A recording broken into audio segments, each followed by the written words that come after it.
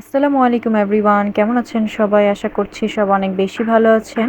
আজকে আপনাদের সাথে অসমাপ্ত রহস্যময় লালবাগ কেল্লার ব্লগ শেয়ার করব।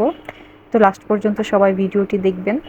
বাসা থেকে আমরা দুপুর ৩টায় বের হই, কিন্তু রাস্তায় কোনো রিক্সা অথবা সিএনজি পাচ্ছিলাম না। অনেকক্ষণ দাঁড়িয়েছিলাম রিক্সা বা সিএনজির জন্য। তো অবশেষে একটি সিএনজি পেয়ে যাই। তারপর আমরা চলে যাই লালবাগ কেল্লায়। এটি মুঘল আমলের বাংলাদেশের একমাত্র ঐতিহাসিক নিদর্শন। এখানে দেশি বিদেশি পর্যটন সবাই ঘোরার জন্য যায়।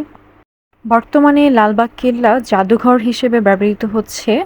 লালবাগ কেল্লার মূল আকর্ষণ হচ্ছে পরিবিবির সমাধি, হাম্মামখানা বা দরবার হল এবং মুঘল আমলের স্থাপত্য ৩ গম্বুজ মসজিদ।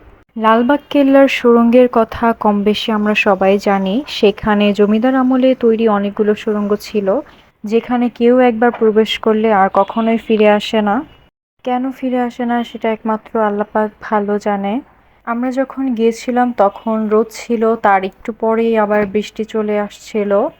তো বৃষ্টি শেষে আমরা আবার ঘুরোঘুরি করে দেখছিলাম। আমার মেয়ে তো পুরাই এক জায়গা থেকে আরেক জায়গা দৌড়াচ্ছিল, ও শুধু দৌড়াচ্ছিল আর দৌড়াচ্ছিল। তো এখানে দেখি যে নানা রকমের ফুল, এত সুন্দর সুন্দর ফুল, আবার বৃষ্টি আসছিল, আরো বেশি সৌন্দর্য ফুটে উঠেছিল ফুলের। তারপর আমরা এখানে দেখতে পেলাম একটা বড় বিশাল পুকুর। সেই পুকুরে কোনো পানি নেই। তৎকালীন সময় পানি ছিল, এখন পানি নেই। এরপর ঘোরাঘুরি শেষ করে 6টার দিকে যেহেতু কেল্লা বন্ধ করে দেওয়া হয়, তাই আমরা তাড়াতাড়ি বের হয়ে যাচ্ছিলাম। এরপর আমরা দেখলাম যে মুঘল কাবাব নামে একটা রেস্টুরেন্ট আছে, সেখানে গিয়ে আমরা কাবাব আর পরোটা অর্ডার দিয়েছিলাম। সেখানকার কাবাব তো ফার্স্ট ক্লাস কাবাব, অনেক মজা ছিল। এরপর আমরা বাসায় চলে যাই। তো আমার আজকের ভিডিওটা এই পর্যন্তই। তো সবাই ভালো থাকবেন, সুস্থ থাকবেন, আমার জন্য দোয়া করবেন। আসসালামু আলাইকুম।